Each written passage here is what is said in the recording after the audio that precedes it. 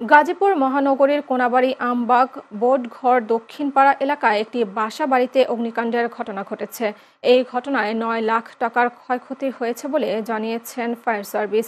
শনিবার রাতে মহানগরীর কোনাবাড়ী থানার আমবাগ বোটঘর দক্ষিণপাড়া এলাকায় শাহজাহান মিয়ার সেমি পাকা টিনশেড বাসার ভাড়াটিয়া মর্জিনা বেগমের রুম থেকে আগুনের সূত্রপাত হয়। পরে তা মুহূর্তের মধ্যে আশেপাশের রুমগুলোতে ছড়িয়ে পড়ে। পরে কোনাবাড়ী মডার্ন ফায়ার সার্ভিসের ২টি ইউনিটের চেষ্টায় আগুন নিয়ন্ত্রণে আনে।